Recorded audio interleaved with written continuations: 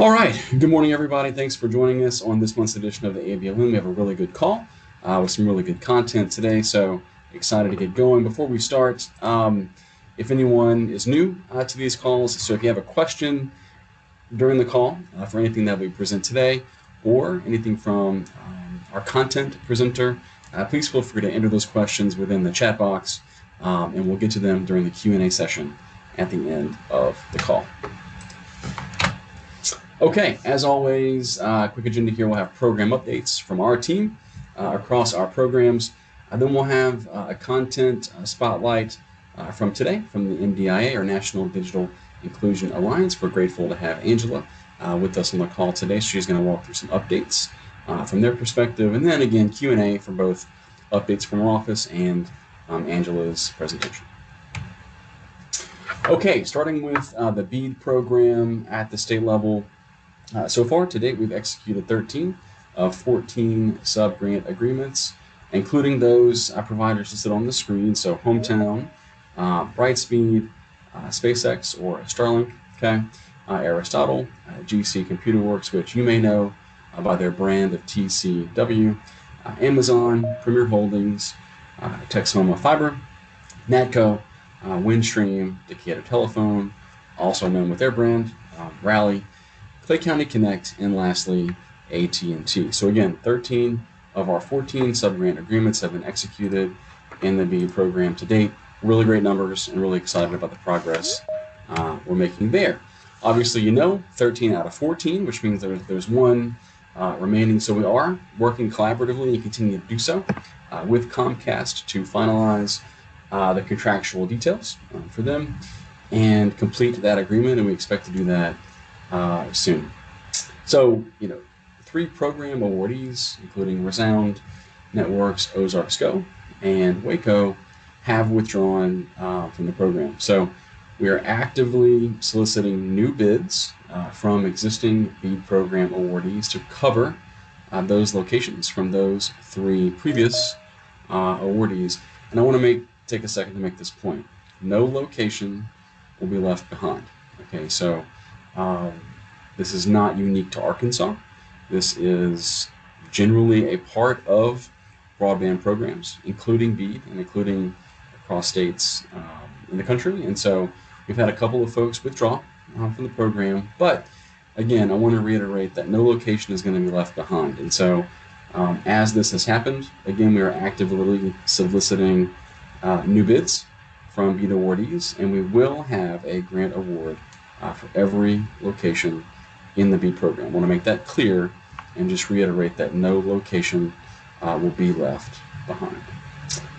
As a reminder, you can access the Arkansas BEAD program dashboard. There's a link right there for you. Click it. Remember, you can go there. You can filter awarded locations, high level by congressional, state, senate, and House district, but more likely for folks on this call, you can filter awarded locations by county, municipality, provider, and project. And we've shown that before to folks, but just as a reminder, that's there. It's a great tool.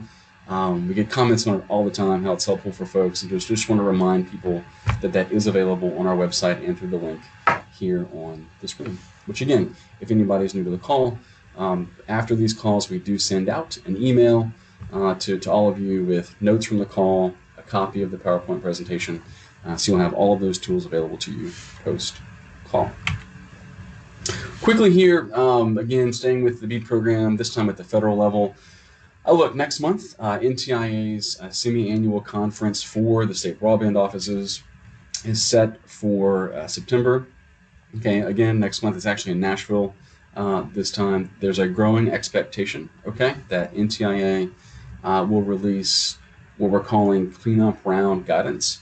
Again, not set in stone, but I think in the ecosystem, there's a growing sense that this may happen. So what that would be is essentially another bidding round of some sort for locations that were not previously eligible for the BEAD program. So what would that include, hypothetically? Previously, if there were homes and businesses that were granted in a different grant program, they would not have been eligible for the BEAD program because they already would have received a grant or been subject to a grant from a provider in a different program. But since then, there have been defaults, right, across the country, including a handful here in Arkansas under the program. So, for example, the Rural Digital Opportunity Fund is an example of a grant program. That's an FCC program across the country, including Arkansas. We've had a handful of projects get defaulted on since the BEAD program kind of came into existence. So those would have been locations that were subject to that other grant program, therefore were not included in BEAD. Since that time, the provider responsible for those has defaulted, meaning there's not currently a grant now for those folks. We would expect that NTIA, and again, we have to see what happens. It's not set in stone. I think it's widely expected that those are the types of locations that potentially would be included in the BEAD program, should they release that guidance that we think may be coming next month, so we'll look out for that. Another example could be hypothetically new construction, right? It's been a couple of years now since we have finalized locations and mapping in this program. Construction doesn't stop, things keep going, and so there could be new locations potentially that were not around when the BEAD map was finalized, right? And so that would be an example if they didn't currently have service, potentially included in the program. Ultimately, we'll have to see what NTIA does with that, but we'll see what happens next month. Perhaps something comes out. If it does, we'll be sure to update you on that. Okay, so before we go to Cam with his update and then get to Angela and her update from NDIA, quickly wanted to walk through, let's just take a couple of minutes here on, look, because we get this question a lot. You guys are signing grant agreements, you're rolling, momentum's doing well.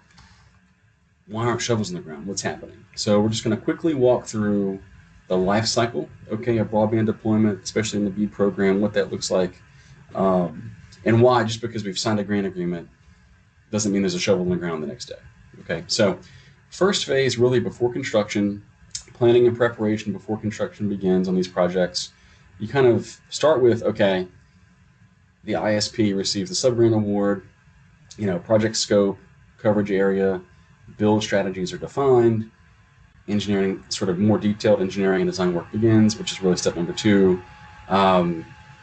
So we execute the grant agreement, okay? Then you get step 2, more detailed engineering design, network designs, construction routes, and methods are determined, okay? Then you move to environmental and historic clearance. So remember, the ISP receives sub-grant award, the grant agreement is executed, more detailed engineering designs happen. The BEAD program, unlike the previous programs the state has run, requires an environmental and historic review process take place, okay? And a lot of our folks are in that phase right now. So required environmental and historic preservation reviews must be completed before ground disturbance can occur, right?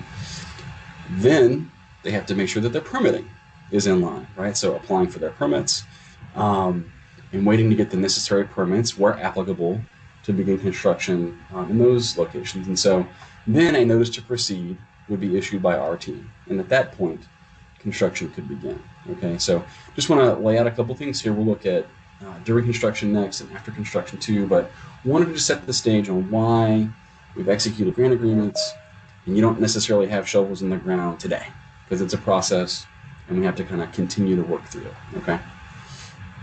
So before construction, then during construction. So you have active construction and ongoing coordination activities. So active excavation, boring, trenching, and road crossings. This is an example of where you want your utilities marked, right, at the county and local levels before those ground disturbances happen. Then installation occurs, right? Your fiber cables installed in conduit, whether direct buried or aerially on existing utility poles. And once that happens, then you move to restoration, right? Rights of way, pavement, etc. must be restored to their pre-construction condition. Okay, this is all taking place during that construction phase. And then finally, after construction, when your infrastructure is complete, right, and resident service becomes available for folks, kind of a couple of steps there. 1, testing and validation. So once construction is done, we have to do network performance testing. So the network performance is tested against the BEAD program speed, latency, and uptime requirements, okay, before service can be offered to residents and businesses. Then service availability happens. So ISP announces service, in the area. Residents can then sign up, but they must contact the ISPs directly. Our team at the state, we do not manage, subscriptions with the providers. That's important to note. We get a lot of those interesting emails from folks, but just want to reiterate that. And lastly, again, residents contact the ISP directly to subscribe, not through our team, directly with the providers. And a low-cost service option must be offered, to eligible households. So again, just want to quickly kind of run through that, because again, we get that, well, you signed grant agreements, why are they not building? That's why they're not building. It's a process, and you have to work through these things before we can actually get shovels in the ground. But we're pushing hard, working as hard as we can in collaboration with our folks, and hope to get it going as soon as we can. Quickly, last one, I think, before Cam and Angela here. CPF program updates. That's our round 3 grant program here in the state, the one right before. The BEAD program, U.S. Treasury did extend the construction deadline to June 30th of next year for 7 projects in Arkansas. So 4 for Comcast across those 4 projects, Pulaski A and B, Faulkner B, and Cross counties. South Central Connect had 2 projects get extended through June 30th next year, Hot Spring and the Montgomery B project for them. And then lastly, 4 States Fiber, their project in Montgomery A got extended June 30th of next year as well. Okay, with that, we'll let Cam take his updates, and then he'll introduce Angela, and we'll hear from Ms. Seifer. Good morning, Cam. Good morning, Glenn. Good morning, everyone. I want to go over a quick couple updates. The Arkansas Connects and Counts team is hosting a 2026 Census Summit on September 23rd, where civic-minded individuals like our county broadband leaders, our universities leaders, and our nonprofit organizations can come become a local partner and help promote digital readiness as we prepare for the 2030 census. The event will be hosted downtown in Little Rock, and it'll be a whole day event. I'll look out for a formal invitation from me in the coming weeks. I'm thinking in about 2 weeks, I'll send those out. Shoot me an email if you wanted to be on that list. Otherwise, I'll include a link in the show notes. Additionally, one thing that I want to start working on is helping tell our story. We as an office have completed, I would say, nearly 150 projects. Glenn can fact check me later, but there's a lot of connectivity that's happening, and I want to help tell the human story. What are the changes that are being made because of connectivity? The types of stories that I want to tell are highlighted in the PowerPoint that you'll get. You can email me at my email address if you have a person, a program, or initiative that you want highlighted that's happening in your community. And I love to tell that story. If the requests get overwhelming, I'll create a short survey that will help streamline the process. But for now, please email me, and so I can help tell that local story. Glenn, you could go on to the next slide. I have the pleasure to introduce Angela Schaefer. She's Executive Director of Digital Inclusion Alliance. Angela, would you mind coming off camera and sharing any updates you may have? Hi, Cam. Thanks for having me. Thanks, Glenn. It's great to be joining you all. I'm Angela Seifer. I'm the Executive Director of the National Digital Inclusion Alliance, coming to you from Columbus, Ohio. So thrilled to be having this conversation with you. Our great friends asked me to join because NDIA is in a lawsuit with the federal government in order to get the Digital Equity Act competitive grant program back. And we're on a path. Can't say it's completely done yet, but we're on a path to have that happen. So this is your update on that legal situation. In May 2025, the federal government, the Trump administration, had canceled the Digital Equity Act. And then in October of 2025, NDIA sued the federal government. We had one of the grants. So the reason we could sue is that we had a contract. There were only 4 that had a contract, and we were one of those. So we had standing. And the idea being to get the grant program back, not just NDIA's grant. So that is the path again that we are on. During the motion to dismiss phase of the lawsuit, the federal government had said to the judge, if you sever, which is remove the racial and ethnic minorities as a covered population, then we will reinstate this grant program. And so the judge did sever that language. NDIA was not a fan of that idea. We think that folks who are racial and ethnic minorities are being left out, and this is about inclusion, not exclusion. But the judge disagreed with our take on that, so did remove that language. And the federal government has stated in legal documents that they will be releasing a NOFO. Their target date for a NOFO, notice of funding opportunity, is this December. So in the meantime, then the lawsuit has been paused. There's a stay on it. So we still have the lawsuit. And so NDIA finds ourselves in this kind of watchdog kind of role. I should note, I didn't ever wanted to sue the federal government. This is really not in my bingo card. We really do digital equity, right? We just want people to have access to the internet, understand how to use it, and we support groups around the country, including multiple in Arkansas, to help do that work. So here we are, though. We're in this lawsuit, and it is currently paused while the government gets that notice of funding opportunity out. There are reports that are due along the way to make sure that it's still moving forward. And then at 2 weeks after their release of the NOFO, or January 15th, whichever one comes first, there's another report that's due that will hopefully have NDIA saying it's all on track, looks good, NOFO's out, and it meets the intent of Congress. If we can't say that, then we'll figure out what we are saying, I guess, to help us all move forward. We don't know what will be in that NOFO. It will be a new one because they have stated that they are creating a new one and they needed this time to create it and go through all the approvals that are necessary. But we don't know what's going to be in it.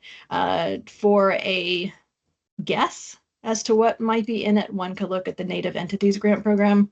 So if this is something that you're concerned about, we encourage you to look at that grant program. But then also what NDIA is encouraging of anyone who has a digital inclusion program and might be interested in applying for these funds is to figure out who your partners are. Because that piece of it you can do now. You don't need to wait to figure out who the partners might be. That is sometimes a piece that can be pretty lengthy to address. So we encourage folks to get started on that. Let's see if I missed anything. We don't know about the capacity awards. I would guess that they will be impacted by this ruling because the language that was removed impacts the whole Digital Equity Act, not just the competitive grant program. So I don't see why they wouldn't move forward with the capacity awards, but we all just really need to wait for NTIA to tell us if they are going to do so. Okay, Cam, a few questions, and then I can rush off. Yeah, thanks, Angela, for that. I was going to be, if you didn't bring it up, I was going to ask, right, if we thought potential impacts on the capacity side. So just for context for folks, if you're unaware, the larger Digital Equity Act, as Angela stated, kind of may have been more than 2, but at least the 2 sort of bedrock grant programs. And that one was the capacity grant that was intended for states. So if you recall, we had the Digital Skills and Opportunity Plan, right, in Arkansas. It's about a $17 million grant funding allocation for us to do that, but that was part of what was taken away, including a separate grant program, the competitive grant program, which Angela is referencing here, which actually had some recipients in Arkansas. So that was, I think, 4, actually. I want to say maybe 4. And NDIA's grant proposal that we had the contract for, we had 2 subs in Arkansas. In Arkansas, yeah. Very Yeah. good. So thank you, Angela, for that update. Anything Anything else before we go to questions? Yes. Can you hear me? This is Wardell Henley. Hey, Wardell. Good morning. Hello, I'm with the Black Chamber of Commerce of Arkansas. Getting back to the Digital Equity Act, this it's the new guidelines, the parameters, since they're taking out race, etc. What is the new parameters for determining, for applying and qualifying, etc.? Has that been documented yet? Right. So in the law that was passed by Congress, there were 8 covered, this is the language they use. They called them covered populations, but it's right who's being targeted with the funds. And one of those is racial and ethnic minorities, but it's also low income and older adults and rural. It's a lot of people. Like, so really, even though we think it's wrong to remove a specific covered population because it was intended to make sure they get included, I do think you'll be able to serve the same populations you would have served because the rest of the list is so many different groups that it's actually quite high in terms of the population to be served. Yes, ma'am. But has the new changes, augmentations, have they been documented, officially No, we're documented? all, nope, there's nothing. All we have is that law that Congress had passed, and now we're waiting. The way that the Department of Commerce is doing this is they called it a NOFO, Notice of Funding Opportunity, and that will not be out until December. So we won't know what that looks like until December, or if they don't get it out by December, whenever it comes out. Okay. The best we can do is Thank make you. guesses right now. Okay. Thank you, ma'am. Thank you, Wardell. Thank you, Angela. Let me go look at the chat box, see if we have anything. I saw at least one pop up during office portion. Let me go look at that real quick. You all do have a lot of AI bots, so. Yeah, look, it's not my deal, but people use it. That's okay. At least on the note taking side. Let's see. And in about 5 minutes, you're gonna see that a lot of people have the 30-minute plan. Let's see. That's okay. I also am on a 30-minute plan. So.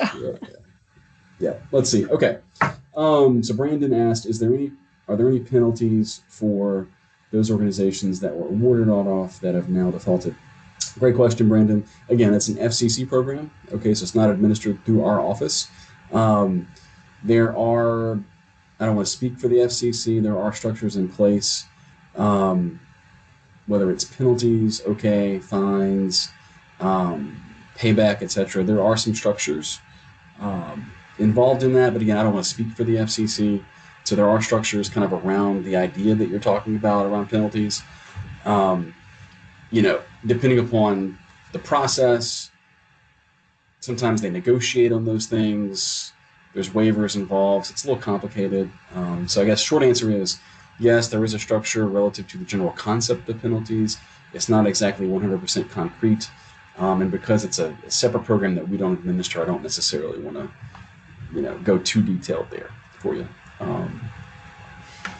Let's see. Then we do have a question from Hunter to clarify, does this impact state level funding that was part of the Digital Equity Act, or is that covered in regards to capacity funding?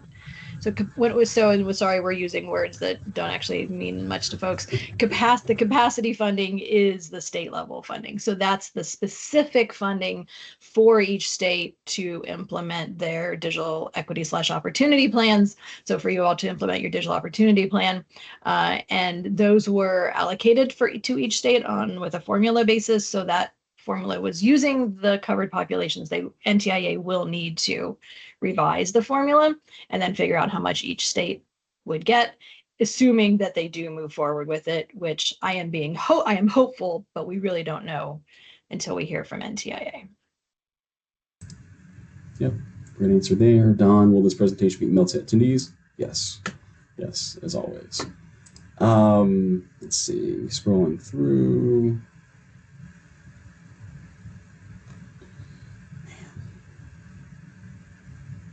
Okay, Mark, so Glenn, when will NTI have that semi-annual meeting with the state offices? It's mid-September, so it's September 9, 10, and 11 over in Nashville. Then he followed up. Usually FCC has a fine on the awardee, prorated based per location removed defaulted. Yeah, so there is a structure in place. It's not always 100% concrete, but yes, there is a structure in place. Scrolling. And we have a question from Mark Pearson.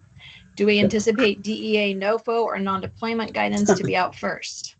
Hey. I think we could turn this into a game, actually. Yeah, that's a good question, Mark. Look, if I had to bet on it, I think, again, the sort of the consensus from folks who are in the ecosystem would say that we'll get some sort of non-deployment guidance the week that we're in Nashville. It's likely going to, if it does happen, it's likely going to be tailored to picking up additional locations. So it's really more of the traditional broadband deployment side, but being able to tap into some of that extra money to do that. So technically, perhaps non-deployment guidance, even though it's going to be framed as deployment, to answer that question. But we'll see. They said it was going to be released before, and they've passed that deadline before. So we'll see.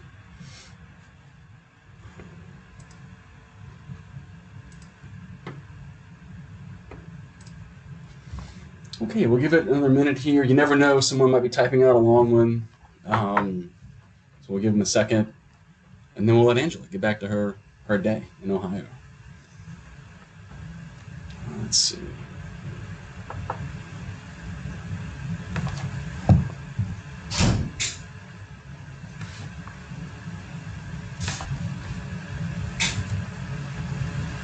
Hey, Kevin. Hey, Glenn, how's it going?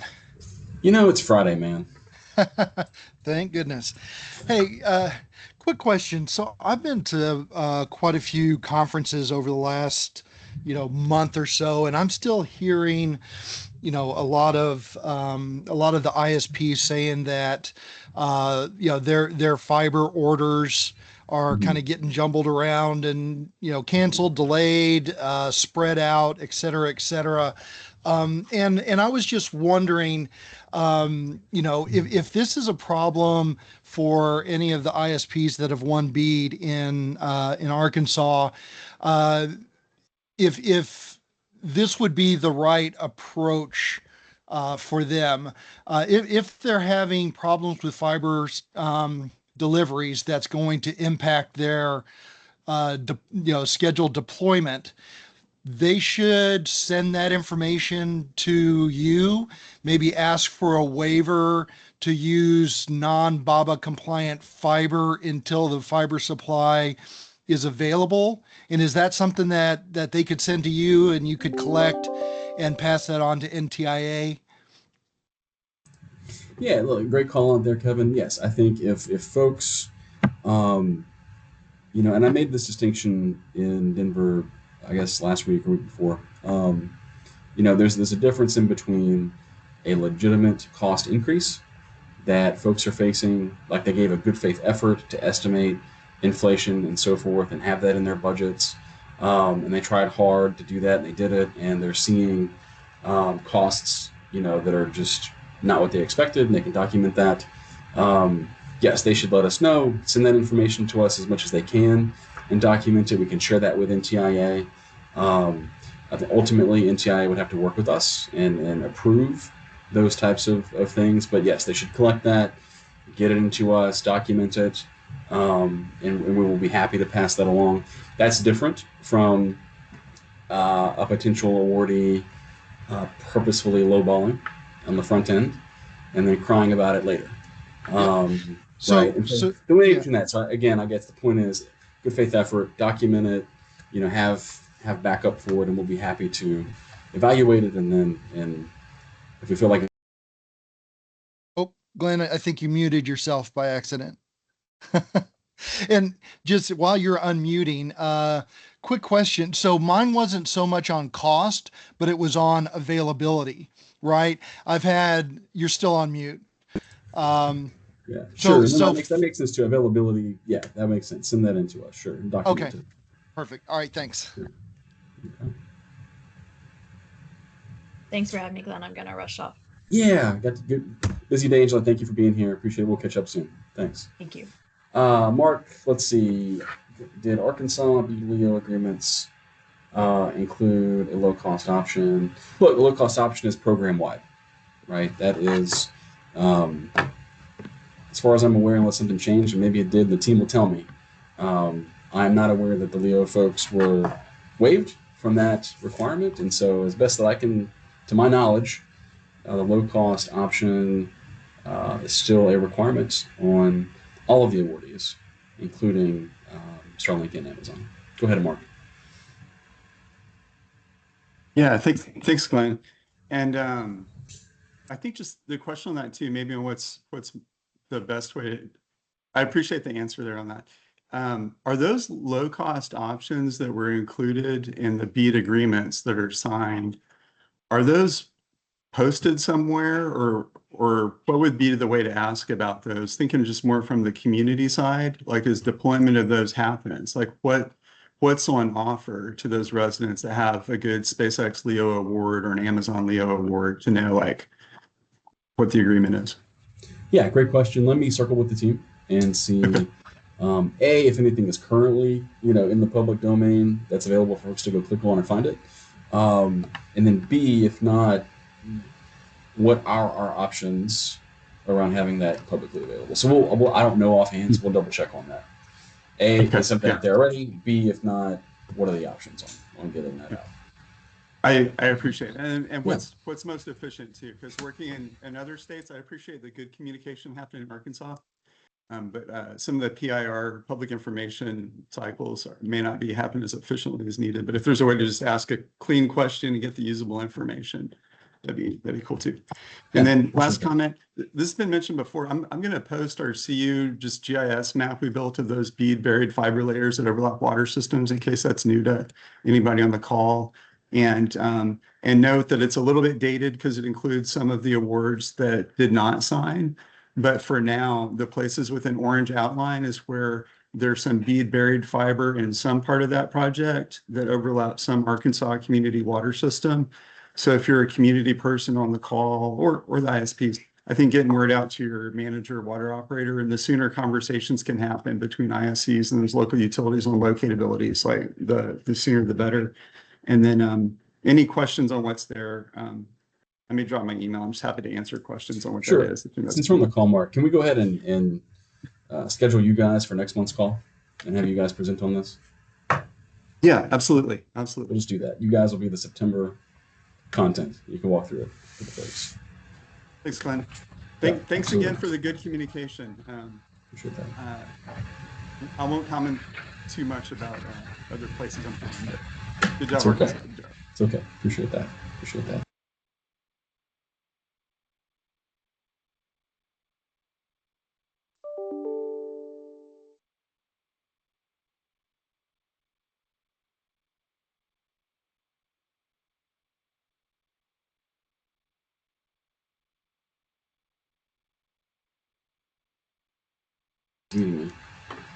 It's a good project, and so again, we'll have them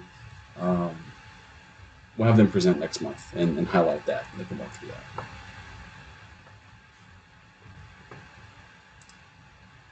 that.